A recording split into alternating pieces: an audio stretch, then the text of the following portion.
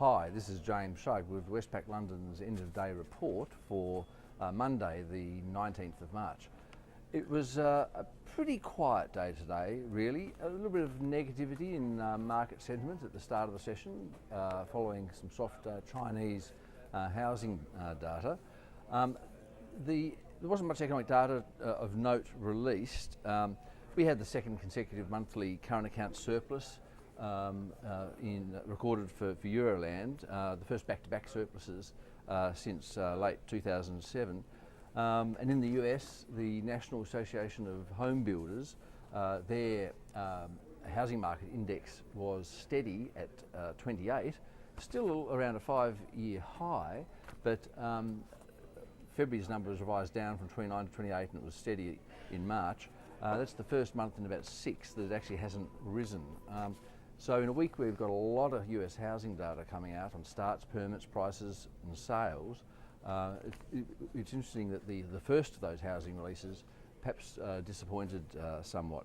But the big news, I suppose, was the Apple announcing a dividend and a share buyback. It's the first dividend from Apple since the mid-1990s. That's been a big positive for the Apple share price and also helped limit the extent of losses in the broader indices. We also had New York Fed's Dudley give some commentary. He talked about there still being meaningful risks to growth from gasoline prices, from the housing market, and from fiscal austerity, even though there had been some more upbeat incoming data of late. And that's about it, really. They're the main factors sort of moving markets today, and the movements aren't particularly exciting. It's currently 20 to 4 in London, so still 45 minutes or so for the market to trade. But as I'm speaking, the FTSE is down 0.1%. We've got CPI figures coming up later this week, or tomorrow actually. We've got the budget for the UK as well. So ahead of that, just a fairly modest loss. We've got the French market down 0.2% today, and the Germans down 0.5% currently. The Dow in the US down 0.1%. That's at 13,219. Interesting that PIMCO have come out and said that they think that Portugal will need another bailout. They're calling Portugal the next Greece.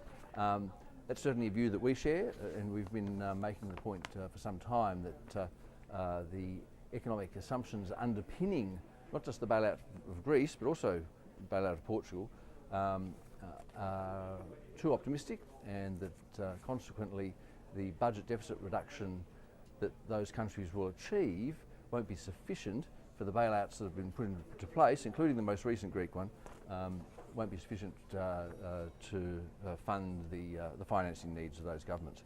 So that's further support for our view that we're going to see a pickup in risk aversion within the next few months, even though for the time being the European Central Bank's long-term funding operations seem to have calmed markets down somewhat.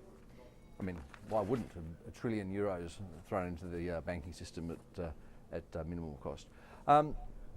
So that's it on the equity markets at the moment. On the commodity markets, we've got gains of 0.5% for gold, $1,664 an ounce.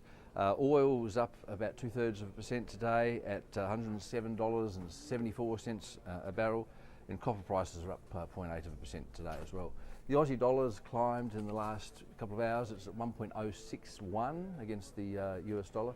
It was trading below 1.06 for much of the London morning session. But the Apple news and the broader equity market bounce that we've seen related to that has helped the commodity markets and the Aussie. On the Aussie, we've got the minutes to the Reserve Bank's March meeting coming up in the Sydney session, and also one of the assistant governors speaking. We had Governor Stevens speaking in Hong Kong. Nothing really revealed fresh from him, and I don't expect either Malcolm Eadie or Guy Debelle later this week to reveal anything in terms of the near-term outlook for monetary policy in Australia, although their talks will of course be very interesting. And that's about it for today. Back again, same time tomorrow.